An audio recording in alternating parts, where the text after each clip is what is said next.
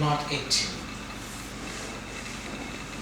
अभी तक हमने कहानी का एक एप्लीकेशन, कहानी कैसे निर्माण करना है, उसकी सृजनशीलता क्या है, उसकी सृजन, उसकी क्रिएटिव प्रोसेस क्या है, उसका सौंदर्य शास्त्र क्या है, ये सारे चीज़ों के ऊपर हमने डिस्कशन किया है। आपने भी काफ़ी डेडिकेशन के साथ होमवर्क किया है।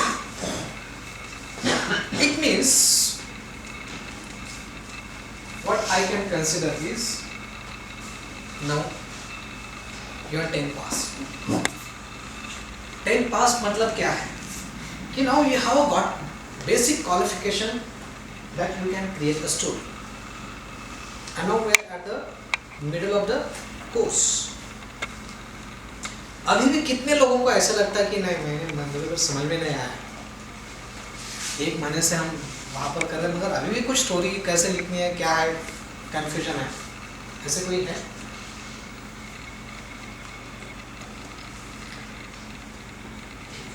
यानी कि सबको कॉन्फिडेंस आया है कि हमने कुछ सीखा है यहाँ पर, और सीखने की प्रोसेस आगे चालू रहेगी क्योंकि now we are at the middle of the story. क्या होता है ना कि जब हमारा 10th तक का जो सिलेबस होता है उसमें क्या होता है कि सारी इंपॉर्टेंट चीज़ें हमें स्कूल में पढ़ाई जाती है, फिर उसमें मैथमेटिक्स होता है, बायोलॉजी होती है, जो चीज़ें हमें अच्छी लगती है, जो चीज़ें हमें अच्छी नहीं लगती है, ऐसे सारी चीज़ें उसमें होती है सिलेबस में। और 10th के बाद जब हम कॉलेज जाते हैं तो वहाँ से एक्चुअली आपका एक एप्लीकेशन शुरू होता है। आपका जो इंटरेस्ट होता है, आपका जो लाइकिंग होता है, उसके अनुसार आपका अगर आप खुद के या इंटरेस्ट से जाते हैं तो नहीं, तो आपके पेरेंट्स जबरदस्ती करते हो तो अलग बात है।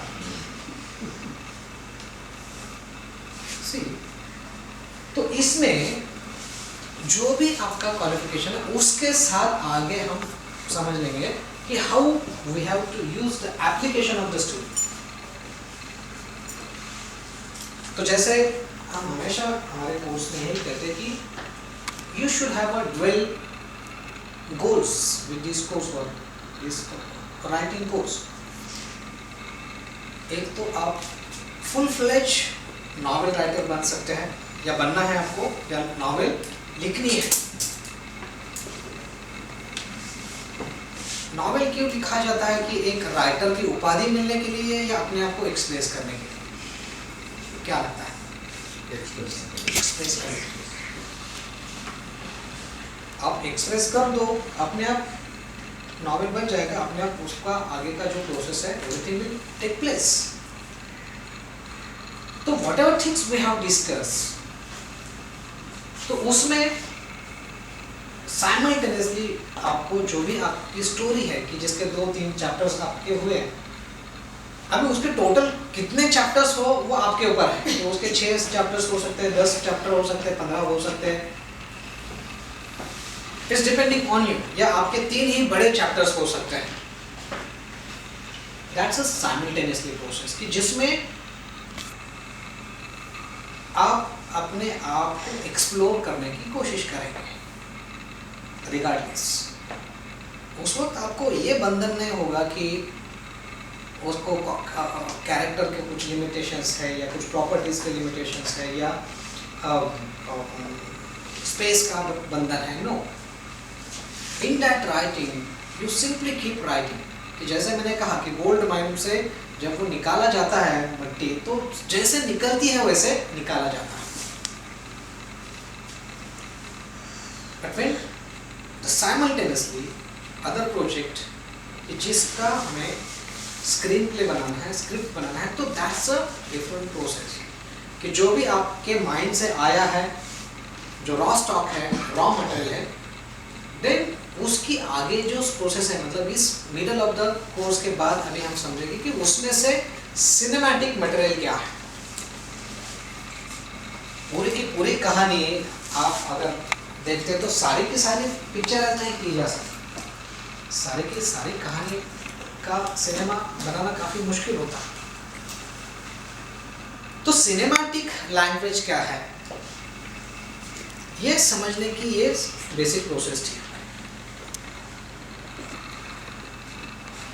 तो जब हमने one space and one character बताया था, तो इसका पर्पस क्या था कि जब हम ये कहते हैं कि यहाँ तक कि आपकी प्रोसेस हो गई, तो एंड तक आपकी स्टोरी खत्म हो गई, फिर उसके बाद का जो जर्नी है दैट इज योर स्ट्रक्चर।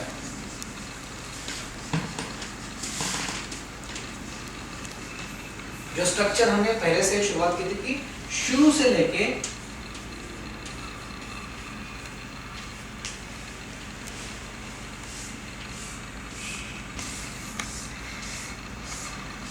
जितने भी आपके सीन्स या सिचुएशंस हैं उसकी क्रोनोलॉजी बताना। Now what we will try to understand is what is a scene। कि जो कल हमने one space and one character जब हमने बताया, तो एक पर्टिकुलर स्पेस, एक पर्टिकुलर लोकेशन हमें स्पेसिफिकेशन करना होता है, इसीलिए कहते हैं what is a space and what is a specification. जैसे इन्होंने जो फिल्म बताई थी हमें, उसमें स्पेसिफिकेशन है कि हम एक पर्टिकुलर लोकेशन पर है, हम फ्लोरिडा में हैं, हम यूएस में हैं, हम पृथ्वी पर है, हम आकाश मंडल में हैं, सूर्य मंडल में हैं, गैलेक्सी में हैं, तो उसका कोई बंधन नहीं, मगर हमें कन्वीनियंस के लिए कुछ ना कुछ स्पेसिफिकेशन करना होता है, because that's a information for the production. तो उसमें ये जो वन स्पेस और वन कैरेक्टर हमने देखा, तो वो एक पर्टिकुलर स्पेस थी, फिर वो किसी के अपार्टमेंट का बेसमेंट था, तो वो किचन था, या फिर वो सिलाई मशीन का घर का अंदर का कमरा था, या हॉस्पिटल था, या वो रेलवे का ट्रैक था, तो वो अलग अलग जगह है। क्योंकि आप रेलवे स्टेशन पर जाते हैं और बोलते हैं ना, उसमें भी उन्होंने स्पेसिफिकेशन किया था, अरे कहाँ पर है तू जगह, अरे मैं करजा स्टेशन, और करजा स्टेशन में किधर है, कौन से प्लेटफॉर्म पर है, अरे मैं 1 नंबर प्लेटफॉर्म पर पड़ा हूँ। सो दैट्स द स्पेसिफिकेशन कि एग्जैक्टली कहाँ है। तो स्पेसिफिकेशन में क्या होता है कि certain things are condition in our mind, and the things which are not conditions, if we listen about that thing we get confused. अभी हम कहाँ पर बैठे हुए हैं? क्लासरूम। क्लासरूम कहाँ पर है? WRIC यूनिवर्सिटी कहाँ पर है? कलीना सांताक्रूज ईस्ट में है ना।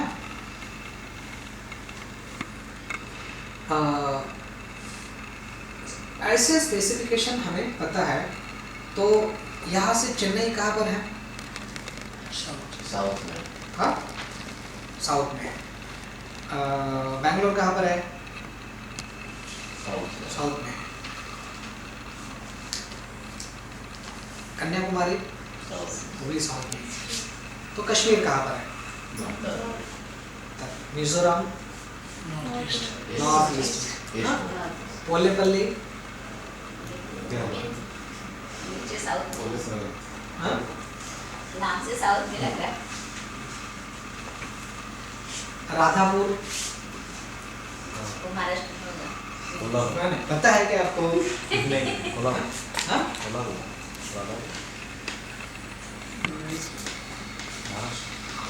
तो हम कंफ्यूज हो गए ना, क्योंकि हमारे इसमें वो लोकेशन इस्टेब्लिश नहीं, we have not got a specification.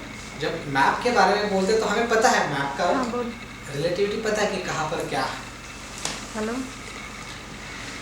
यानी कि हमारे स्टोरी में जब तक हमें ये पता नहीं है कि अपनी स्पेस क्या है, कौन सी है, तब तक we will just keep writing and writing and writing.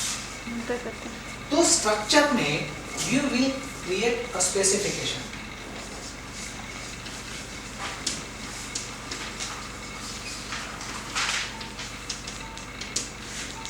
So specification will come with your time, location and characters.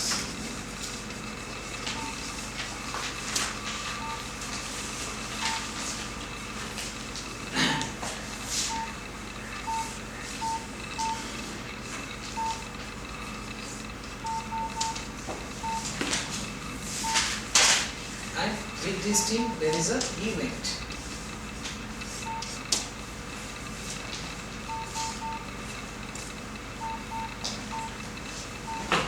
जिससे बनता है आपका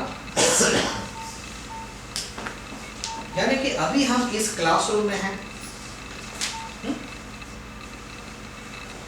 यानी कि सेमिनार हॉल में है। इंटीरियर है या एक्सटीरियर है?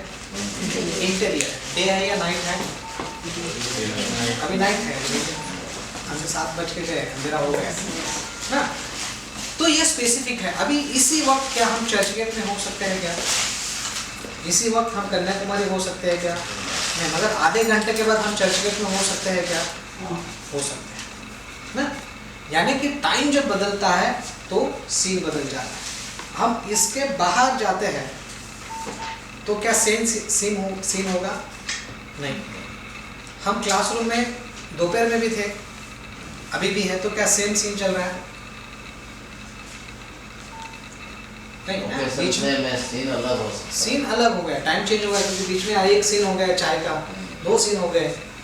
तो यानी कि आपके इसमें आपका टाइम और लोकेशन बदलता है तो वो बदलाव आ जाता है। और वहां पर जो कैरेक्टर है, उस कैरेक्टर की जो एक्टिविटी है, दैट इज एन इवेंट। जैसे किसी के कैरेक्टर के ऊपर कुछ मलबा गिर गया है और वो उसमें से निकलता है, सो दैट्स अ एक्टिविटी। किसी के कैरेक्टर को शॉक लगता है, दैट्स अ एक्टिविटी। तो किसी का कैरेक्टर ट्रेन के नीचे गिर जाता है, दैट्स अ एक्टिविटी। तो event, time, location, all this thing is specification of your characters and situations. तो जब हमने आपको एक पर्टिकुलर वन स्पेस और वन कैरेक्टर की बात करी, तो उसमें हमें यही अपेक्षित था कि एक कैरेक्टर है, उसके साथ कुछ होता है और उससे वो बाहर निकलता है, उसके अलावा दूसरा कोई व्यक्ति